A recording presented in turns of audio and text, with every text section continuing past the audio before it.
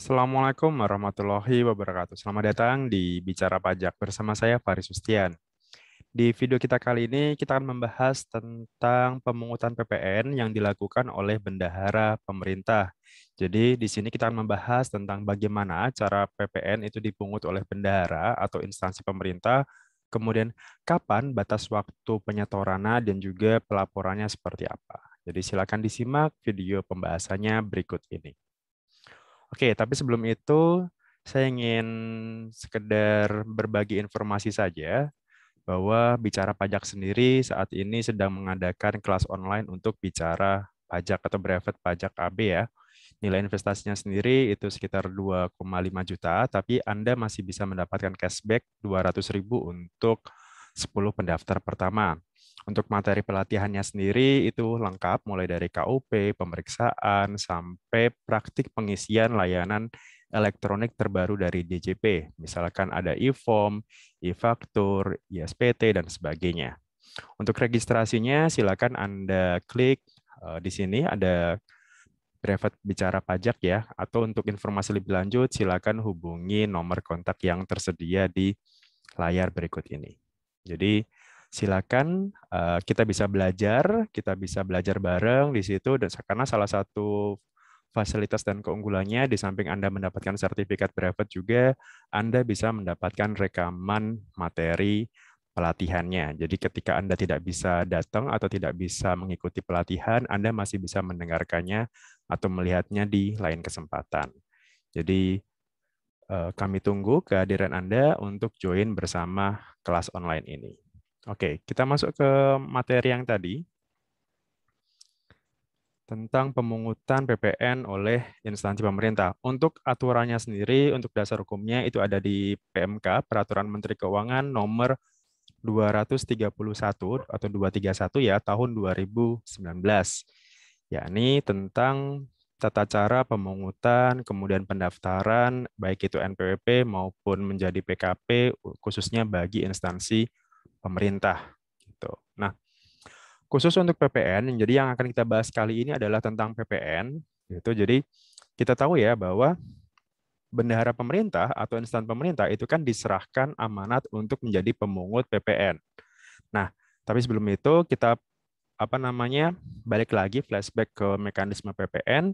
Mekanisme PPN adalah pada dasarnya PK dikurangi PM ya, pajak keluaran dikurangi pajak masukan. Kemudian PPN juga merupakan karakternya adalah pajak tidak langsung, artinya pembayarannya itu memakai uang pembeli, artinya pembeli yang membayar PPN, tapi kemudian yang menyetorkan adalah sisi penjualnya gitu. Jadi ketika dia memungut PPN, maka yang memungut ini adalah si penjual. Yang membayarkan PPN-nya adalah si pembeli. Nah, untuk kasus bendahara ini atau instansi pemerintah ini tidak seperti itu. Karena dia diserahkan jadi pemungut bendahara ini, maka si pembelilah yang menyetorkan gitu. Makanya ketika kita berhubungan dengan katakanlah sebuah atau perusahaan PKP ya, pengusaha kena pajak, kemudian dia mendapatkan rekanan dengan pemerintah, maka PPN-nya itu yang menyetorkan adalah si pemerintah gitu. Jadi pemerintahlah yang menyetorkan sendiri PPN-nya. Jadi bukan bukan si PKP yang menyetorkan. Jadi tugas PKP hanya cukup membuat faktur pajak saja. Membuat faktur pajak dengan kode 02, kemudian ya tinggal diserahkan faktur pajaknya itu pada saat kita menagih uangnya. Nah, dari situ tinggal pemerintah atau instansi pemerintahnya itu membayarkan nilainya tapi tanpa PPN gitu. Jadi karena PPN itu yang menyetorkan adalah si bendahara pemerintah. Jadi kurang lebih seperti itu untuk overview gambaran umum ya, gambaran umum tentang PPN yang dipungut oleh bendahara pemerintah gitu. Jadi ya untuk dasar hukumnya sendiri itu ada di PMK Peraturan Menteri Keuangan nomor 231 tahun 2019. Oke, nah kita akan bicara teknisnya seperti apa. Pertama, nilai PPN yang dipungut. Nah, untuk nilai PPN-nya sendiri tentu saja sama seperti yang lainnya, itu adalah 10%. 10% dikalikan dengan dasar pengenaan pajaknya. Nah, dasar pengenaan pajak ini apa? Biasanya ya terkait dengan nilai kontraknya gitu, nilai kontrak sebelum eh, ya nilai kontrak sebelum pajak ya gitu. Jadi misalkan nilai kontraknya katakanlah 100 juta, itu belum termasuk pajak apapun misalkan. Ya udah berarti 10%-nya dikalikan 100 juta gitu. Jadi kurang lebih seperti itu untuk PPN. Nah, apabila ternyata ada PPN BM-nya ya sudah berarti ditambahkan juga dengan tarif PPN BM gitu. Jadi kurang lebih itu untuk tarif PPN ya, tapi saya yakin semuanya sudah paham untuk tarif PPN itu adalah 10%. Nah, berikutnya tentang menyetorkan. Kapan harus menyetorkan paling lambatnya? Nah, khusus untuk instansi pemerintah itu berbeda dengan PKP pada umumnya. Kalau PKP pada umumnya itu kan menyetorkan PPN-nya paling lambat adalah akhir bulan berikutnya setelah masa tersebut berakhir. Jadi misalkan kalau masa Agustus berarti paling lambat disetorkannya adalah tanggal 30 September. Gitu. Begitu juga dengan bulan berikutnya. Nah, tapi untuk PPN ini, untuk instansi pemerintah ini dia dibedakan gitu. Oke, yang pertama adalah untuk instansi pemerintah pusat dan instansi pemerintah daerah wajib menyetorkan PPN atau PPNBM ya. Paling lambat di sini, paling lama adalah 7 hari kerja. Di sini 7 hari kerja setelah tanggal pelaksanaan pembayaran dengan mekanisme uang persediaan. Jadi kalau dia memakai uang persediaan, maka paling lambat dia harus menyetorkan PPN-nya itu adalah 7 hari kerja. 7 hari kerja setelah tanggal pelaksanaan pembayaran. Itu kalau dia memakai uang persediaan. Sementara kalau yang mekanismenya langsung sesuai dengan ketentuan, jadi kalau pembayarannya yang langsung ya tanpa uang persediaan, itu pada hari yang sama. Gitu. Jadi kalau misalkan kita bayarnya langsung, bendahara ya pembayarannya secara langsung atau mekanismenya langsung, maka disetorkan paling lambat adalah di hari yang sama.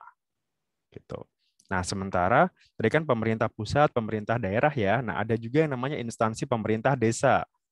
Gitu. Jadi kan karena desa itu juga bagian dari pemungut PPN gitu, maka dia juga harus memungut PPN dan menyetorkannya. Nah, penyetorannya adalah dilakukan paling lama tanggal 10 bulan berikutnya. Gitu, setelah pelaksanaan pembayaran.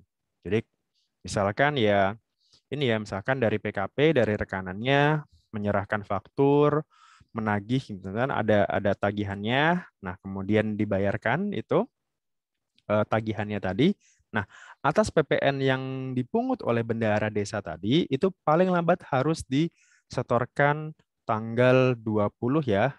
Paling lambat tanggal 2, sorry, paling lambat tanggal 10 bulan berikutnya. Jadi kalau misalkan bulan September sekarang berarti paling lambat nanti disetorkannya adalah tanggal 10 Oktober. Gitu untuk pemerintah desa, instansi pemerintah desa. Kemudian yang berikutnya adalah instansi pemerintah, tapi dia statusnya adalah PKP. Jadi kalau sekarang juga instansi pemerintah pun juga bisa merupakan PKP. Gitu. Dengan catatan misalkan instansi tersebut menyerahkan barang atau jasa yang dikenakan pajak ya, artinya dia wajib dikukuhkan menjadi PKP. Nah, kalau seperti itu maka ini sama disamakan dengan PKP pada umumnya, yakni paling lambat harus distorkan tanggal atau akhir bulan berikutnya. Jadi kalau instansi pemerintah tapi statusnya adalah dia PKP, pengusaha kena pajak, maka penyetoran paling lambat adalah akhir bulan berikutnya. Jadi sama seperti PKP pada umumnya. Gitu. Oke, kemudian catatannya sekarang adalah ada beberapa PPN yang itu tidak dipungut oleh instansi pemerintah. Artinya tidak dipungut ini bukan berarti tidak terutang ya. Beda. Kalau misalkan dia tidak dipungut oleh instansi pemerintah, maka dia harus setor sendiri gitu. Jadi si penjual lah yang harus menyetorkan gitu. Nah, catatannya adalah di sini pertama adalah apabila di sini pembeliannya atau transaksinya termasuk jumlah PPN dan PPNBM yang terutang dan bukan merupakan pembayaran yang dipecah-pecah dari suatu transaksi, nilainya lebih kurang dari 2 juta. Gitu. Jadi kalau misalkan Kalau misalkan nilai transaksinya itu kurang dari 2 juta dan 2 juta ini full ya, maksudnya nilai transaksi plus PPN gitu. Maka ya dia tidak dipungut PPN. Jadi si PKP harus setor sendiri PPN-nya gitu. seperti mekanisme seperti biasa ya. Jadi si instansi pemerintah membayarkan harga plus PPN. Nah, PPN-nya yang setor adalah si rekanan gitu, bukan si instansi pemerintah tadi. Itu kalau yang di bawah 2 juta ya gitu. Berikutnya adalah pembayaran dengan kartu kredit pemerintah atas belanja instansi gitu. Sekarang kan kalau instansi pemerintah boleh ya menggunakan kartu kredit pemerintah. Nah, itu juga tidak dipungut PPN. Berikutnya pemerintah pusat eh, untuk sama ya, untuk pemerintah pusat juga sama, tata cara pembayarannya itu kalau misalkan dia pakai kartu kredit juga tidak dipungut PPN. Kemudian berikutnya adalah atas pembayaran untuk pengadaan tanah. Jadi kalau misalkan suatu instansi pemerintah dia membeli tanah, misalkan dia membeli tanah untuk katakanlah membangun kantor atau untuk operasionalnya misalkan, maka atas pembayaran pengadaan tanah tersebut itu tidak dipungut PPN gitu. Jadi sama ya mekanismenya, tidak dipungut ini bukan berarti tidak terutang. Jadi kalau misalkan katakanlah kita transaksinya dengan PKP gitu ya, dengan PKP, maka si PKP ini yang harus setor sendiri PPN-nya gitu. Berikutnya setelah itu adalah pembayaran atas penyerahan atau atas pembelian bahan bakar minyak dan bahan bakar bukan minyak dari PT Pertamina. Jadi kalau misalkan sebuah instansi membeli BBM misalkan dari Pertamina, maka atas pembelian dari Pertamina ini tidak dipungut PPN gitu. Jadi atas produk dari Pertamina ini itu tidak dipungut PPN. Berikutnya adalah pembayaran atas transaksi dengan Telkom gitu. Jadi kalau kalau kita transaksi misalkan terkait tentang pembayaran telepon atau mungkin akses internet dan sebagainya, jadi atas jasa yang dikeluarkan oleh PT Telkom itu tidak dipungut PPN oleh instansi pemerintah gitu. Itu yang berikutnya tadi ya. Berikutnya adalah pembayaran atas penyerahan BKP, barang kena pajak atau jasa kena pajak yang menurut ketentuan itu PPN-nya tidak dipungut atau dibebaskan. Jadi kan kita tahu ya bahwa PPN itu kan ada dua fasilitas. Fasilitas yang pertama adalah PPN itu tidak dipungut, yang kedua adalah PPN itu yang dibebaskan. Nah, atas transaksi dua itu, misalkan yang dibebaskan katakanlah kayak Hmm, pembelian katakanlah buku-buku pelajaran misalkan itu kan dibebaskan atau PDAM gitu. PDAM air dari PDAM-nya itu juga dibebaskan, maka otomatis ya itu PPN-nya tidak dipungut gitu. Di samping itu juga tadi ya, di samping itu juga ada fasilitas yang PPN yang tidak dipungut gitu. Jadi kalau dia mendapatkan fasilitas PKP itu ada dia mendapatkan fasilitas, maka atas PPN itu tidak perlu dipungut PPN-nya. Gitu. Kemudian untuk sekarang untuk pelaporannya sendiri, nah tadi kan dia sudah setor ya paling lambat tadi ada tanggal 7 hari di hari yang sama, di tanggal 10 untuk desa dan juga kalau PKP rekanan pemerintah, sorry, PKP yang instansi pemerintah itu hari kerja akhir bulan berikutnya. Nah, sekarang untuk pelaporannya. Pelaporan sendiri itu sama ya, tetap tetap setiap laporan itu harus menggunakan SPT masa PPN. Nah, tapi khusus untuk pemungut PPN itu dia menggunakan istilahnya surat pemberitahuan masa PPN bagi instansi pemerintah gitu. Kemudian apa namanya? Pelaporannya bagi si pemungut itu biasanya kita menggunakan formulir namanya SPT masa PPN, formulirnya namanya 1107 PUT gitu. PUT itu artinya pungut ya gitu. Nah, untuk pelapornya sendiri ini adalah paling lama dilaporkan tanggal 20 hari setelah masa pajak berakhir. Jadi tanggal 20 setelah masa pajaknya berakhir gitu. Untuk yang sifatnya pemungut. Sementara kalau yang instansi pemerintah yang statusnya PKP tadi, maka pelaporannya juga sama dipersamakan dengan PKP yang non instansi. Jadi sama yakni akhir bulan berikutnya. Jadi dari sisi pelaporan, dari sisi pembayaran itu jangka waktunya sama, batas lapor, batas setornya itu sama dengan PKP pada umumnya. Gitu. Sementara tadi ya, kuncinya adalah ketika kita punya rekanan PKP, maka kita wajib memungut PPN, nilainya adalah 10%, kemudian PKP tadi juga harus membuat faktur, kodenya adalah 02 ya, jadi jangan salah pilih, kode fakturnya adalah 02. Nah, kemudian nilainya dari mana? 10% dari DPP-nya, dari nilai biasanya nilai kontrak atau nilai-nilai yang disetujui atau disepakati sebelum adanya pajak gitu. Jadi kalau kalau ini sudah termasuk unsur pajak nih gitu. 100 juta itu sudah ada pajaknya, maka harus dikeluarkan dulu nilai pajaknya baru nanti dikalikan 10%. Kemudian tadi juga ada pelaporannya dan juga penyetorannya ada batas waktunya gitu.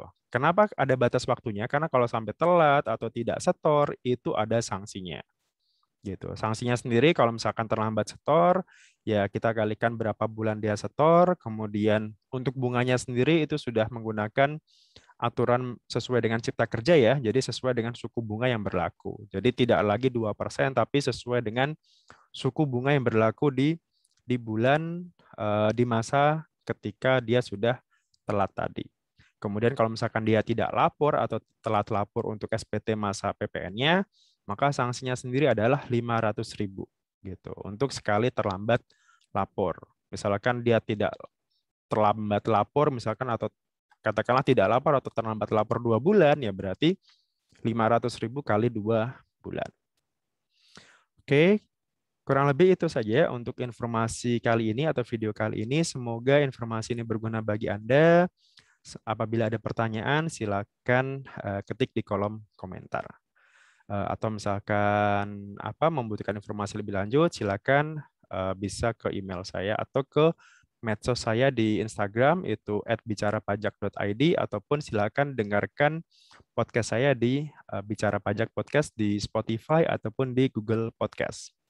Dari saya, terima kasih atas waktunya dan Assalamualaikum warahmatullahi wabarakatuh. Salam.